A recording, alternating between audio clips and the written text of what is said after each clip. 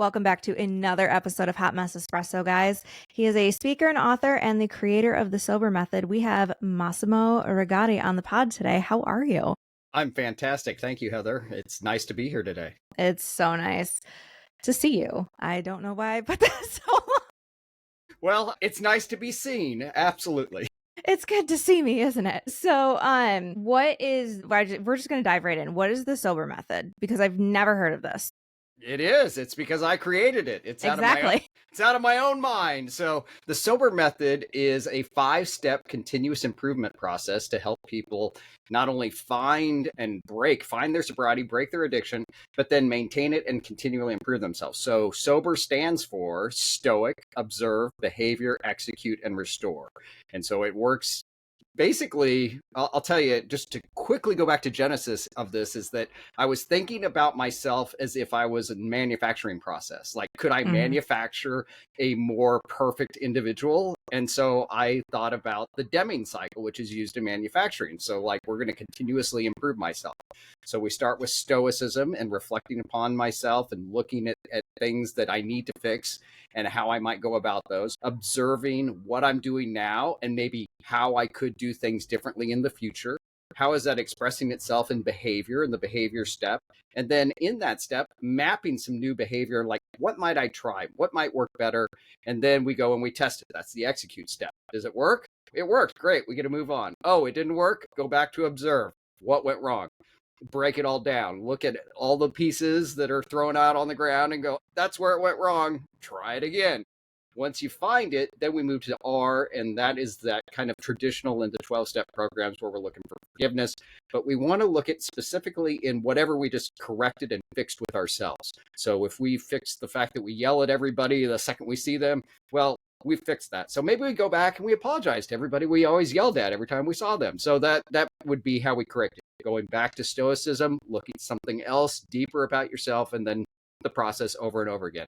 I'm currently on my 129th round through the program. I definitely eat my own dog food. It works, and I love it.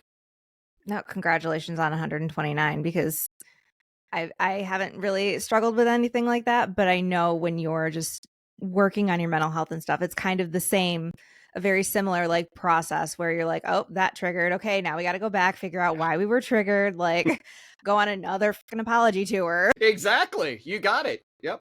It's like, hey, hi, it's me again. I'm the problem.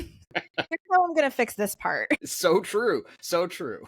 Yeah. But what was your own sobriety journey like that kind of, I hate the word inspired, but like was the motivation for creating the Sober Method? Well, I managed to get sober. And that was a remarkably difficult thing for me to do because I had been an alcoholic drug addict for most of my adult life. So I'm, 22 years down the road deciding that maybe I should do something about it. Right. And so once I managed to get and maintain sobriety, I was going to AA, and I was just, it seemed to me like we're looking back at the past. And we're just putting up this big wall of defense as opposed to trying to inspire ourselves for betterment, for true betterment. Like, oh, we've achieved something great, good, we're sober. Is this it? And that's really where I was at. I was stuck in this, there has to be more. And so I just started looking at how, this might come to be. And it literally just came to me in a New Year's Eve, actually. And I was like, I wonder if maybe I could engineer myself. And that's how and I sketched it out. It started out as a 10-step program, but it was like really difficult to follow. And I would try to teach people and they're like, what's step 7? And then, so 2 years ago, someone mentioned to me, it's like, it's too bad you couldn't call it like sober. And I was like, yeah, that'd be nice, but I'm sure that already exists out there in the world. Well, guess what? It didn't. So I went out right away and took hold and made it my own. Right. It's like mine. Yeah, I'll have that. Right. So how does your, you kind of already answered it, but I'm just going to ask it. How does your method compare to like AA or NA? Yeah. So the major difference between the two is that we're looking for that constant improvement and not looking in the rearview mirror. And that the other thing that is really separates it is that there's no religious context to it. And this seems to be a deal breaker for some people that are in AA. They don't like any of the religious overtones to it. But Stoicism is a philosophy that is grounded in a lot of the principles that may be found in Christianity, but it's not the same. And it's enough of a separation that allows people to say, I'm okay with this. And so that really is helpful. So those would be the two major differences that people point out all the time to me, is no religious, and the fact that we're looking ahead, not behind. Yeah, no, looking ahead is, for me, is very important, just because I feel like when you're looking behind, there's a lot of like shame and guilt attached to it. And then you kind of just spin your wheels in the whole, like, I was an awful person. How am I supposed to, like, blah, blah, blah. And it doesn't do anybody any good. But I also didn't realize that AA and NA had religious overtones in it. Oh, yeah. At all. Yeah. Huh. Yeah, definitely. Yeah. So God is a central component, especially in AA, and it and a lot of AA meetings take place in church, and that's just like because it's a place that they can meet for free. But it does, but it does, that does not help either, you know. So right. So you're kind of doubling down on this whole thing. You know, real quickly, I remember one time leaving an AA meeting, and several people were, you know, you reminisce so much. And that's the other challenge, I think, is that you start talking about the good old days. And boy, I had a lot of fun. I'm not going to sugarcoat it. I had a lot of fun when I was drunk and disorderly. I did. Yeah. But I don't want to go back there. Right.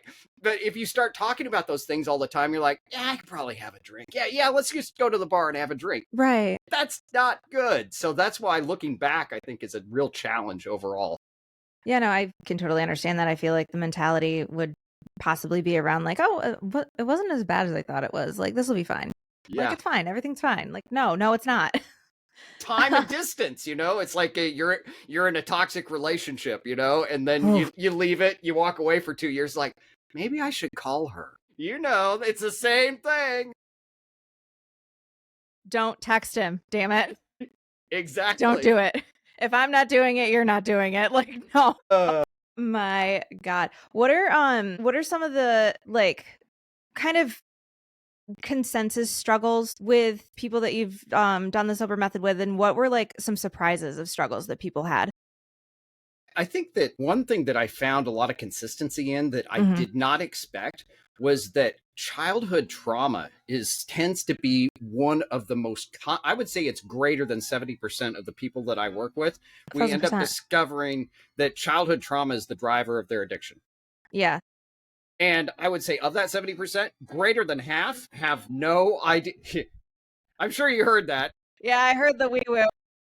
Like literally giant fire engine just went by. It's fine. It's better that than my dog, because my dog doesn't have a time limit on when she will can it.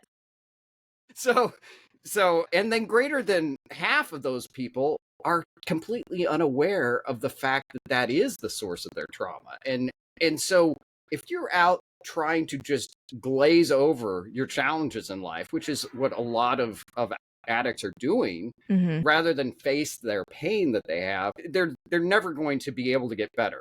Exactly. They might be able to stop drinking or stop using drugs or stop whatever addiction they might have. But the pain, the underlying challenge has not been dealt with. And until it is, it's always going to be a struggle. You're constantly going to be struggling. And once I faced my own challenges with my own childhood trauma, I was able to push through, and I'm literally completely unaffected by those things anymore. No, I 1000% agree. People don't wake up one day and they're like, you know what, I'm going to be an alcoholic and a drug addict. You know, that sounds like something fun to do on a Wednesday. Sure. There's usually a lot of things that, and I mean, I've struggled with my drinking. I'll be completely honest about that. My 20s, I don't remember because of that. I think I spent one summer when I was 22 just like completely blitzed. And it once I started healing myself, now I don't really drink that much. Now I'm like, I start to get a little buzz, and I'm like, I don't want to, because I'm not numbing anything. That's you know, the second I do feel like I start to do it more frequently, I'm like, okay, 30 to 60 days of absolutely nothing. We're getting our ass back into therapy. We're figuring out what the hell's going on with our head, because we are not going back there. And I guess that's my variation of it. but it works.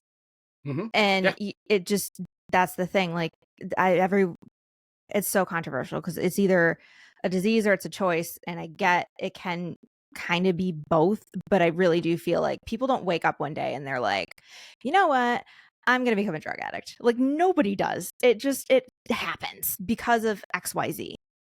Yeah, and it's a slippery slope, so to So, speak. yes. I did it. I can say that in my early drinking, it was to really push up against and help me through my bipolar challenges. Mm-hmm. So, which also, believe it or not, with all of the work I do with sober, has managed to almost completely eliminate those overall challenges because even though those are medical and I've changed diet and I've done a lot of things, but those are also components of the sober method. So there's a Mm-hmm. whole diet and exercise and all those sorts of things. So if you holistically are improving yourself, it's amazing what happens to everything else because your mind starts to heal in ways that you wouldn't expect. But that's where mine started. And then you got a little stressed. And then it was like, oh, I was in an industry. I worked in the entertainment industry. So I was around it all the time. I mean, you literally could not go without drinking at least 3 meals a day. I mean, you got to have your Yep. mimosa, right? Hmm. You do. Then, Start off with a mimosa, a Paloma if it was a rough night the night before. exactly. So I mean, like you're off to the races, and it's 8 a.m. and you don't stop until you close that last party at 1, and you do it the next day, and before you know it, you're drinking 24 hours a day, Yeah, basically. there's a lot of cultural to that because like I worked in the restaurant industry when I was a teenager, and yeah, it was ridiculous. I was thankfully underage when I was working there, so I wasn't drinking, but we saw the servers like at the bar after their shift ended and they closed down with us. And it was like, I would not want to be here if I got cut at 7 p.m. Like, go home. But it's the culture. And I think that, do you feel like that kind of contributes to a lot of like, words are very difficult. Do you feel like that contributes to a lot of what you're seeing with your clients, like depending on what industry they're working in?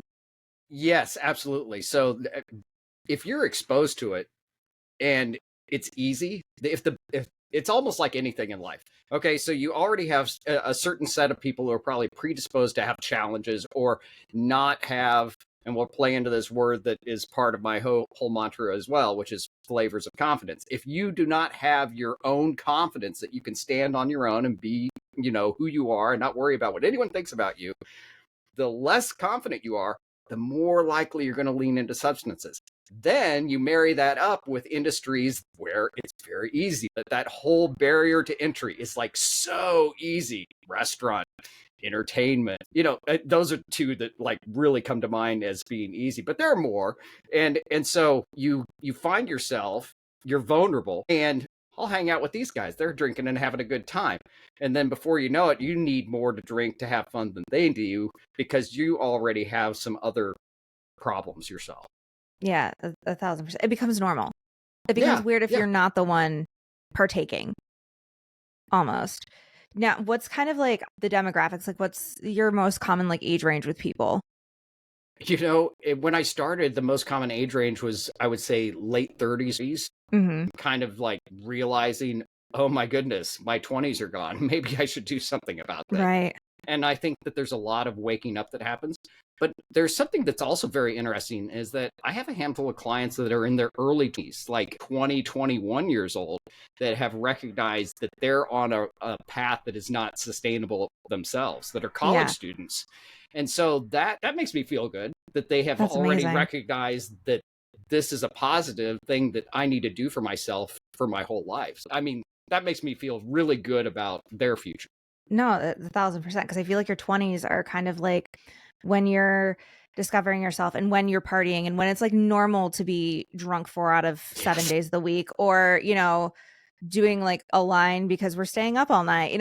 It's very normal in your 20s. Like everyone's like, oh, it's just your 20s. It'll be no big deal. So when you have, I mean, I'm 33, so like 21, 22 is like a kid to me. So when you have kids, I'm just like, oh God, I'm that person now. I'm 22. Oh my God, you're a baby. Because I know what I was like at 22 and it was not great. When you having hearing that people younger and younger are like, no, I don't. I want to do. I don't want to be doing that is like, ugh, like we're getting somewhere. Yeah, no, truly. And in my case, they literally are kids because I'm 49. So, You don't look I it. well, thank you very much. But so that's where it really, for me, it's like the next generation, some of them are going to be okay because when I was that age, it seemed like everybody around me. But once again, you are the people you hang around. And that's the other thing Mhm. that it gets missed so often.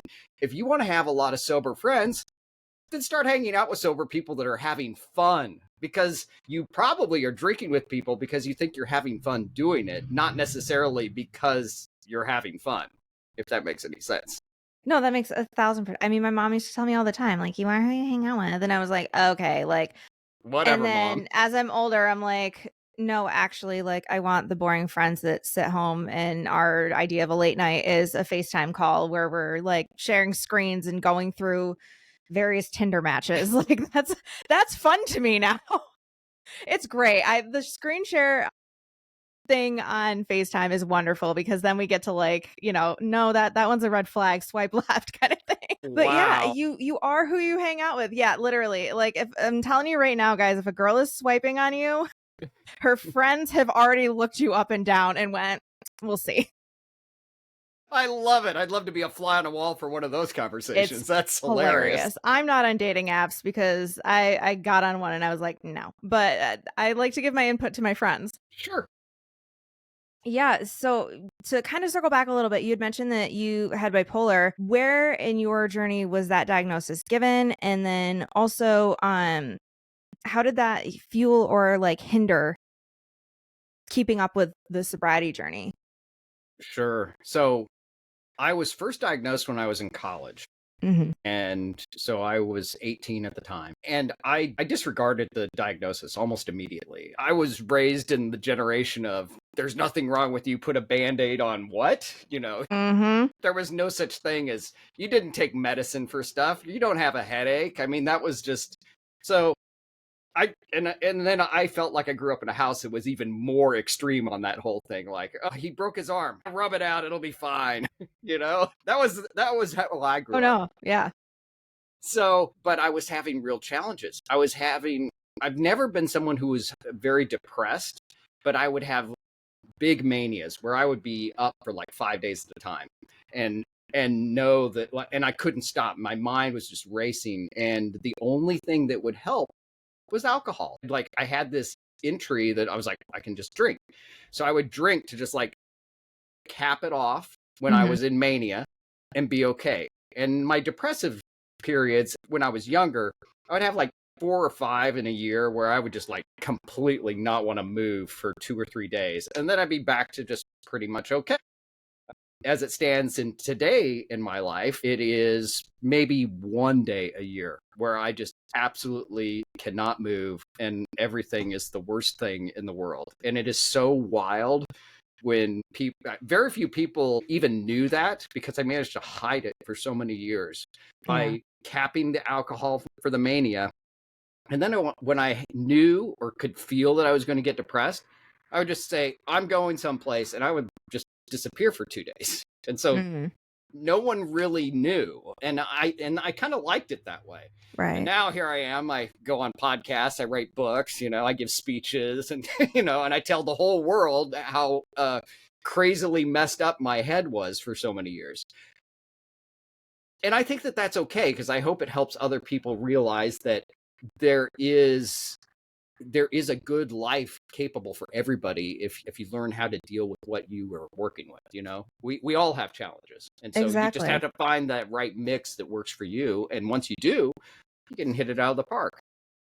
Yeah. So, do you also well, obviously with childhood trauma and stuff like that with clients, how do you kind of work with probably, I'm going to guess like 90 to 95% of your clients have comorbidities of mental illness. So how do you combat that? Obviously it's like a customized like plan, but Hmm. what are some of the ways that you're able to combat that, but also keep yourself sane from like draining yourself on people? That's a remarkably good question. Sometimes I have one or two. You would think that it would be draining. I have, you are correct that almost everybody that I am working with has a comorbidity of some sort, and generally depression is among the most common. Hmm. But a lot of depression I have found over time is rooted in not having purpose. And once I work with a client to figure out what they're trying to accomplish in life and set their sights on a purpose and then like break it down into goals and show them where they're headed, they're not as depressed anymore. They're like, well, I did this and I did this. And I'm like, okay, how you feeling this week? I'm feeling great. Did you hear everything I got done? And so that makes me feel good. Now, I'm not saying that clinical depression doesn't exist. I'm Right. just saying that 1,000%. I think that probably a fair number of people that are depressed and are medicated for it may in fact just need some really good purpose and direction in their life, and they could turn themselves into somebody they don't even realize is possible. And that's what's exciting, because I'll see clients that will like literally go off their depression medication over time because they don't need it anymore. They've figured out what's going, they've stopped drinking, they're not taking any depressants, they're not taking any stimulants, and they're just like off and going. It's so fulfilling. And as for separating from myself, I just kind of think of it as, you know, this is something I'm working on, and I don't get emotionally involved in the situation. I think if I did, then I wouldn't be able to do it. I recognize that it's their challenge, and they either can choose to follow the advice or they cannot, and sometimes a client will drop themselves because like, this just isn't working. I'm like, I really think it would if you would put some effort into it. Mm-hmm. And then sometimes I'll turn it around, and other times I don't hear from them again. But they'll find their way, because the most important thing for anybody in this challenge is that you're ready when you're ready. Exactly. And I'm going to take you right back to a question you asked me about, how did bipolar impact my addiction? Well, I'll tell you, when I was at the top of my addiction and was drunk all the time, you would never see me without a handle of Jack Daniels in my hand. And I'm serious. I No, I drank know. at one point, I was drinking almost a handle a day at the peak. And I mean, I'm lucky that I didn't kill anyone. Honestly, I would drive in that condition. I was not in a good shape. And I saw that the whole world was kind of like crumbling underneath me. My business that I owned was disintegrating. My marriage was completely falling apart. And I saw that I was probably going to end up becoming homeless, which I ultimately did. But in that really decline, I was like, I'm going to get there faster, And I got mania about it. I was like driven to be the best crash and burn ever.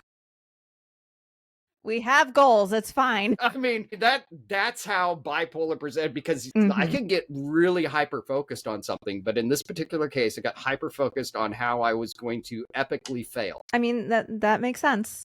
It's like if I'm going to fail, I'm going to fail miserably and really well.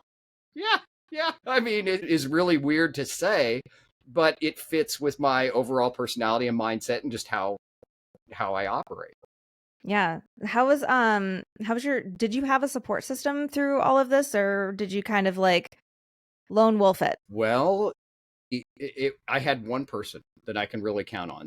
Mm-hmm. In 2014, I met Samantha Thomas randomly on a beach. Here I am partying, and I meet a girl on a beach, and we connected right away, and she just became my person. And she was more interested in she was a psych major and then was going on to get her MD eventually. But, she was determined to help me with my bipolar, not realizing that I had this huge addiction struggle that was like covering up, it was like covered on top of all the drinking and the drugs. Mm-hmm. And so when I became homeless, she didn't really discard me. She wrote me letters while I was living on the street, and I'd reply back to her, and she kind of just helped me see what was going on and maybe where my path might be. And it was from that I was able to literally frame myself back up again. And yeah, that's I really credit her with being my big support. I did it myself, but you can't get there generally without somebody Right. cheering you on, 1,000%. But then ultimately the reason I do what I do every day is because August 1st of 2020, Samantha was murdered by a drunk driver, and took this kind of somewhat in a tragic full circle, so to speak, is that she helped me leave alcohol, and then alcohol took her. So rough. I cannot imagine. It was How did you It's tough. Yeah. Not to like really dig into those feelings, but how were you able to continue on after that? Because I feel like that would be a really traumatic trigger to just go right back into. So how are you able to stay on board with all of that? It was really, really tough for the first couple of days. I'm sure. And then I just kept telling myself that I had to stay sober to honor all the effort she had put into me, and that became my strength. And I had already at that point created what I was calling at the time the flavors of confidence method. Mhm. And she had been encouraging me to write a book before she was murdered, and so I sat down and I started writing the book, and I finished it in March of 23, just about the time, because of COVID there were so many delays. Right. Sentencing for her trial was in March of 23. Same, actually, the day the book was released was the day the sentencing in the murder trial, which is really wild. I mean, it was just, how did that even happen? I got Right. chills. The universe just knows what it's doing. So, I mean, it's tough.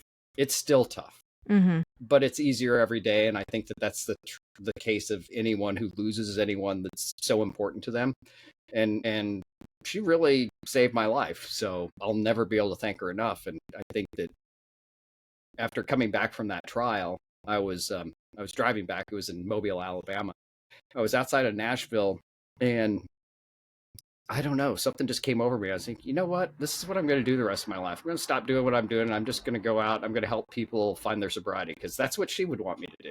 Yeah, absolutely. I feel like you're carrying her legacy on a little bit in what you're doing, to be completely honest. And obviously, like with you having only one person as a support system, there are obviously a ton of people that want to get sober but don't have how do you create your own support system if you don't have one? There are people out there that you're not even listening to, and it's easy to feel like you get deserted.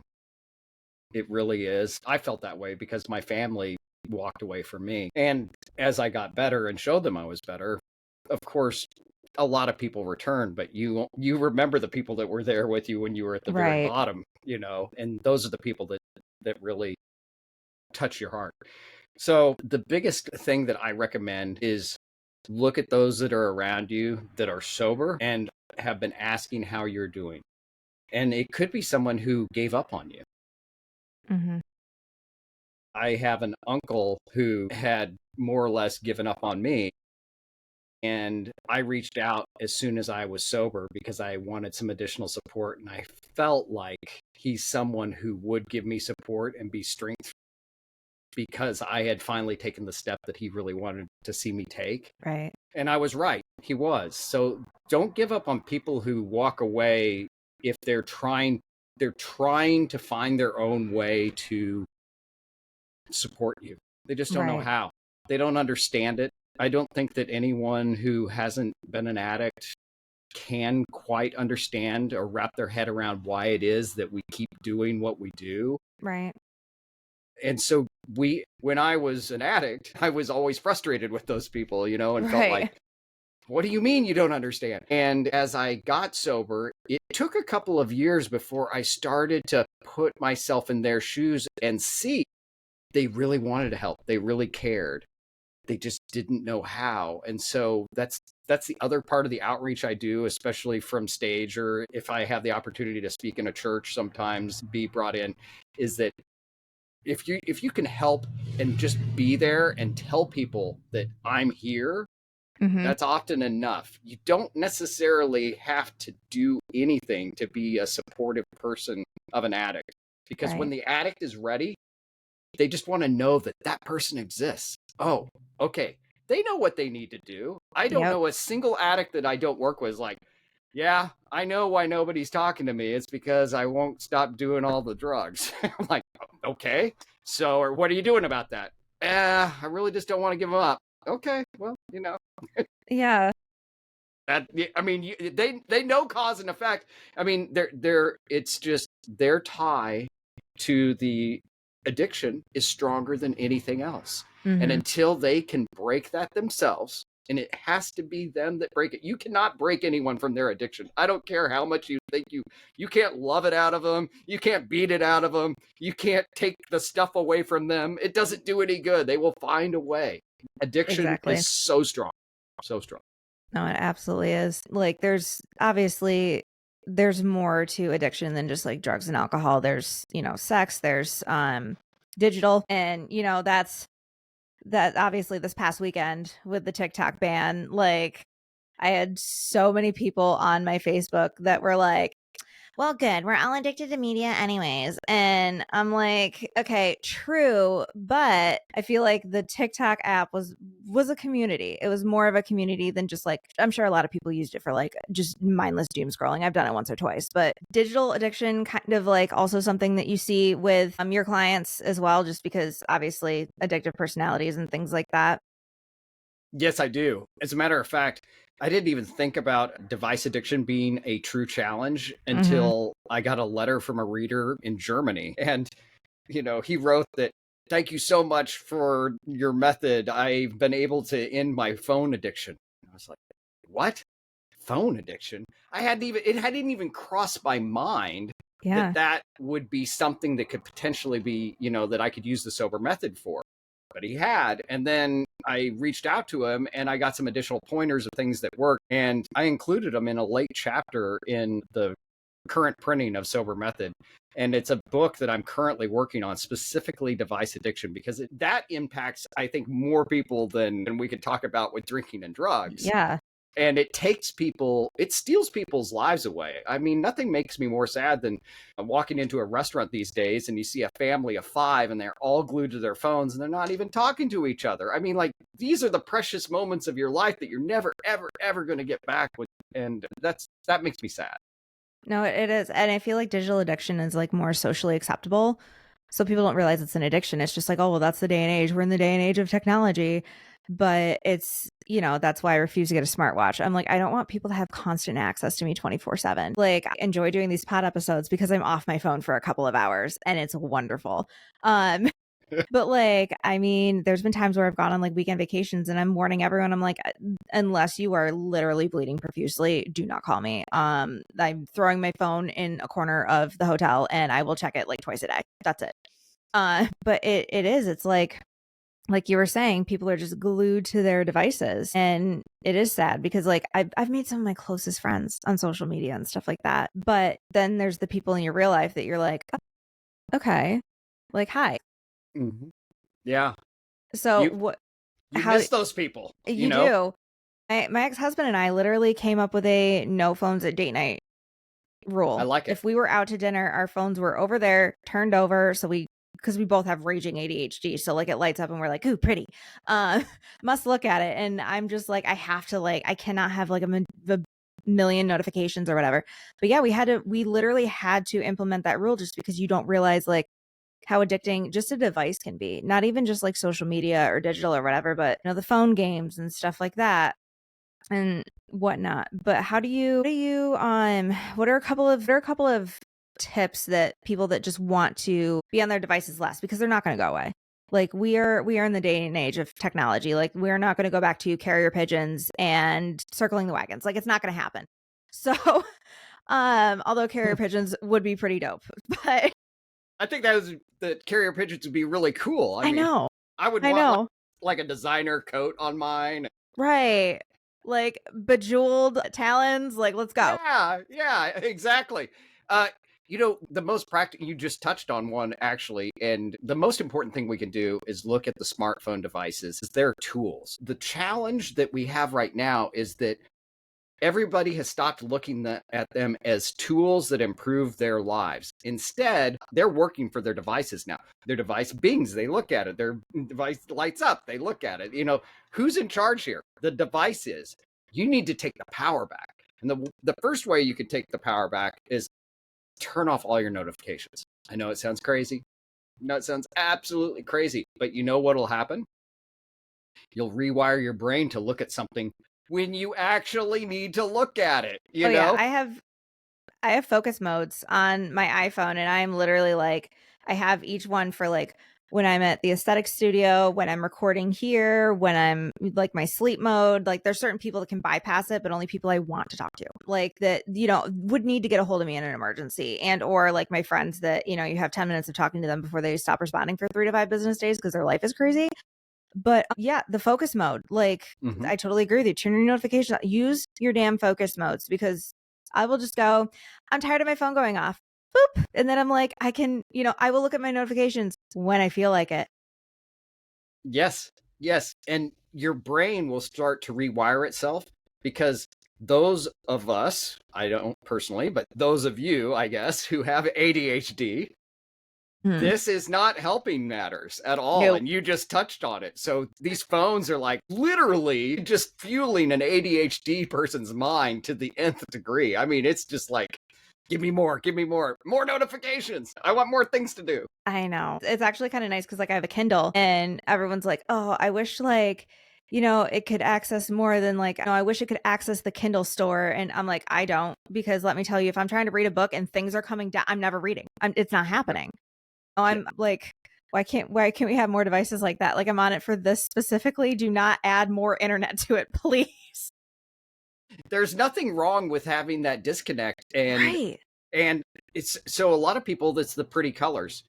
They've changed it in the latest update of iOS. So I don't know how to get to it exactly at this point, but I know how to do it still in Android. But turn your phone grayscale. You want to see yourself like really like, oh, this thing's boring.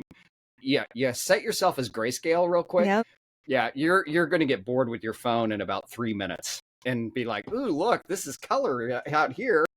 Yeah. No, it's definitely like I put a privacy screen on my phone, and it was more for me than for like I don't care if people see what's on my phone, but like for me it was like, so if it's over here, like even if it's just like right next to me and it pops up, I can't see the screen light up because I have to be directly on top of it. And I was like, this is a lifesaver.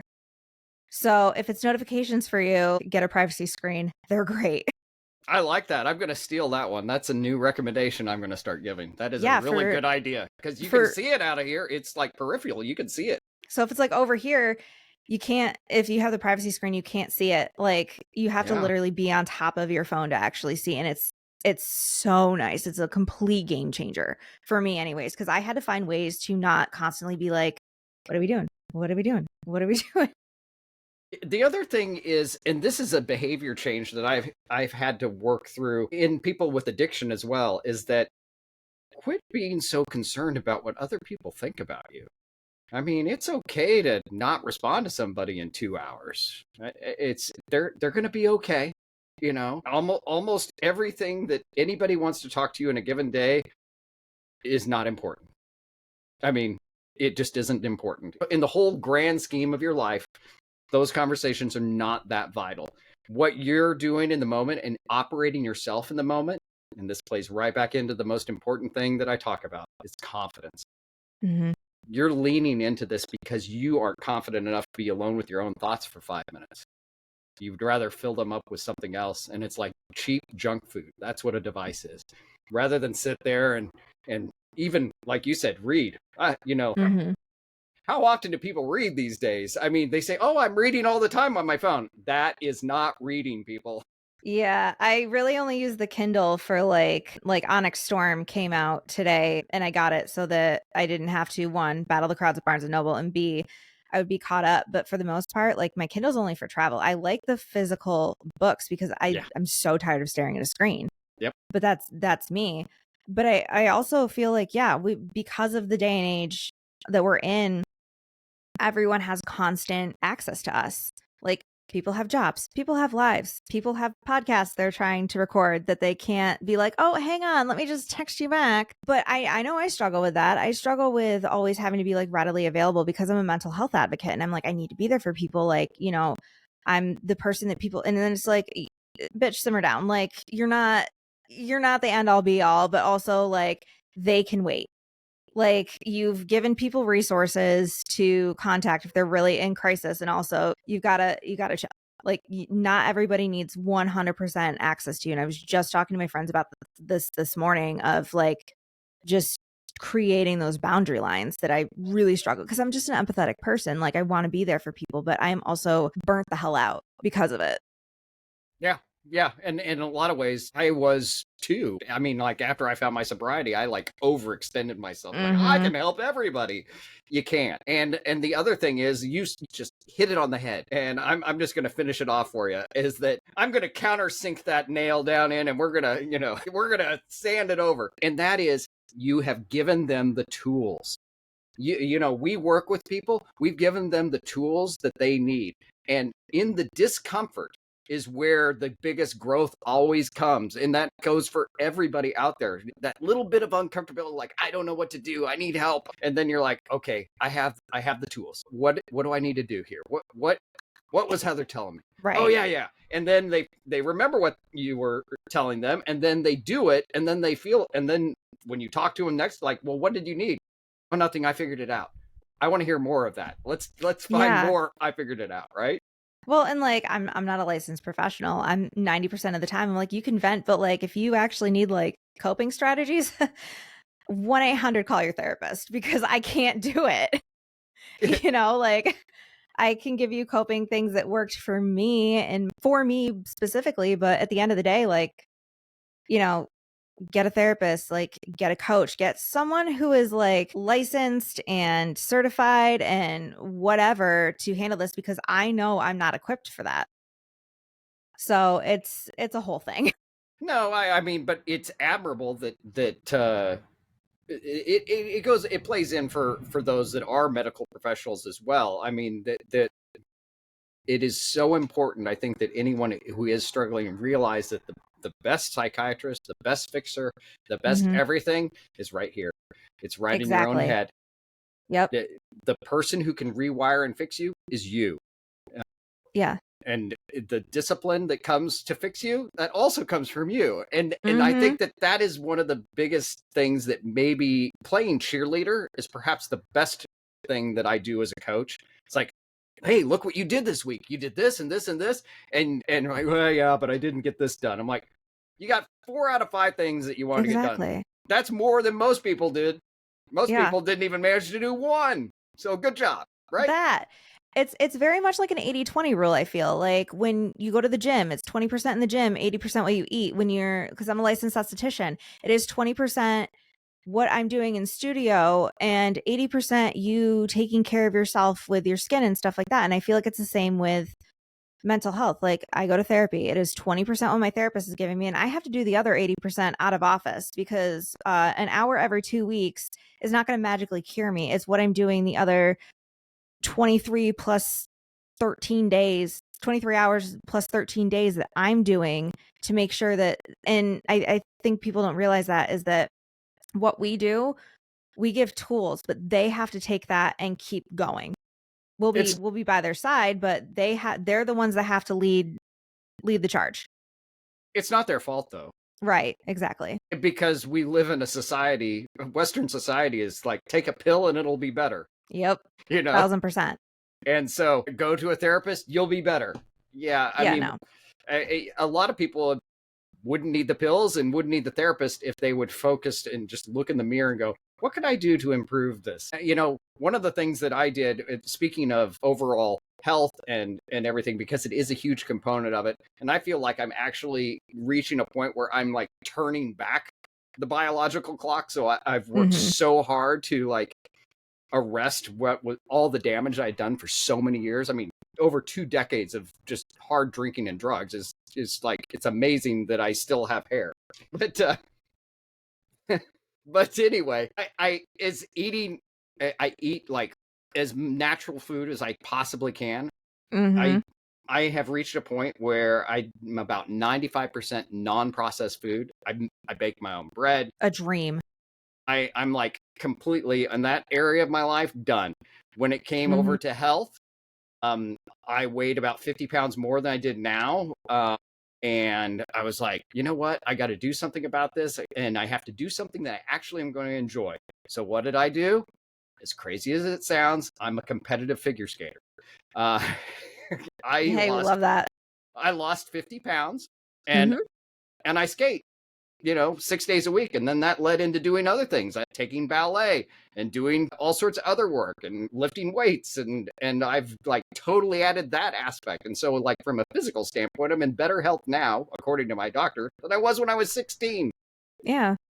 No, yeah. But that was all me. I mean, Yep. nobody, not one person told me to do that. I just looked in the mirror and was like, you know what?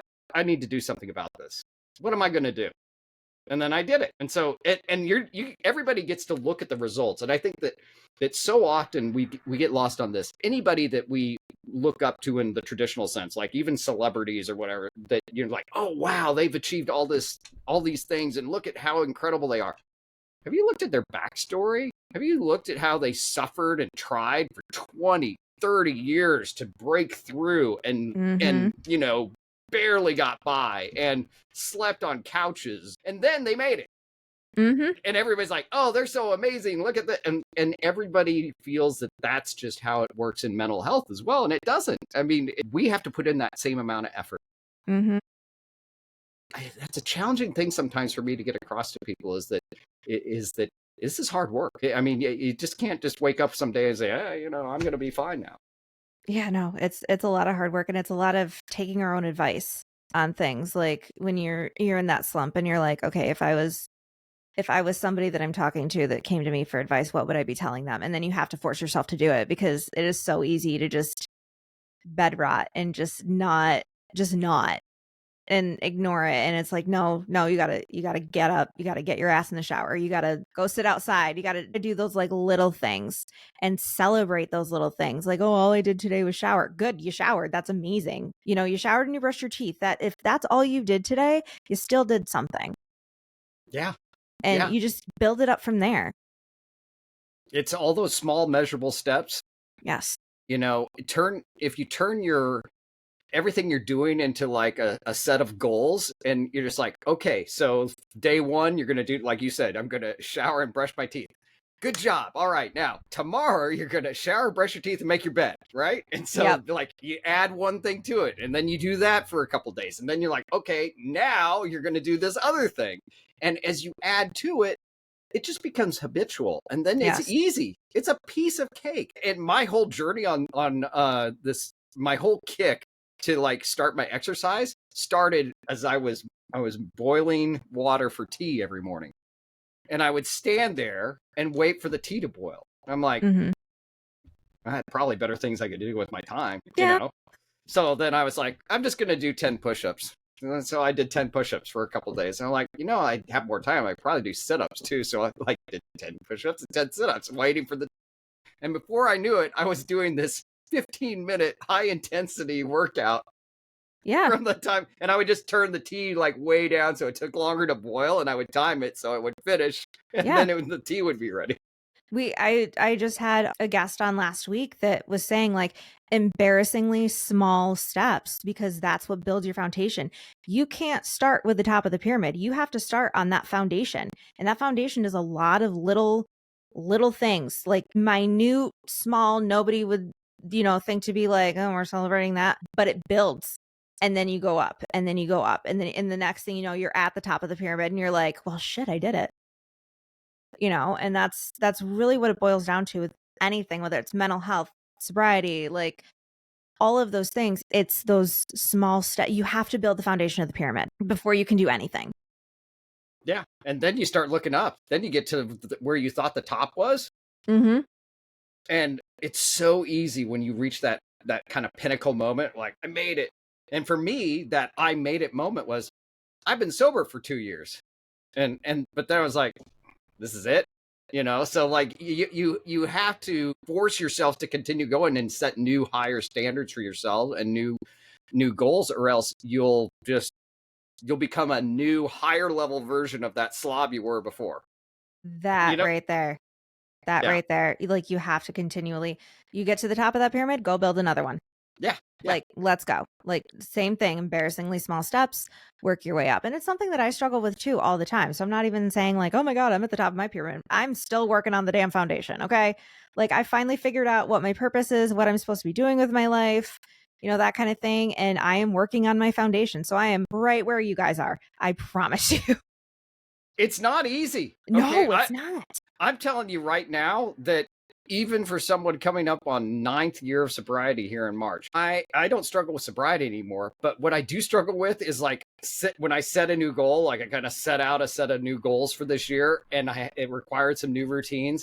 And I'm going to tell you right now that I have failed about 20% of the days so far this year in executing on the goals I set out for myself. Even though I'm highly disciplined, I still. So it's not easy. It never is easy. And the reason why is because all humans are lazy. We're all lazy. We Yep. all don't want to do anything. We want to do the easiest possible thing to exist. So if you do anything that is difficult, man, everybody's going to look up to you. And you'd be surprised just how many people will applaud and get behind you when you start making these steps. You know, Yep. you don't announce the steps that you're going to take. Just show people. And when people see it, they're like, hey, good job. I noticed that, that's what you want to hear. And there's nothing better than being noticed for your improvement than telling people, I'm going to improve, and then not improving. Yeah.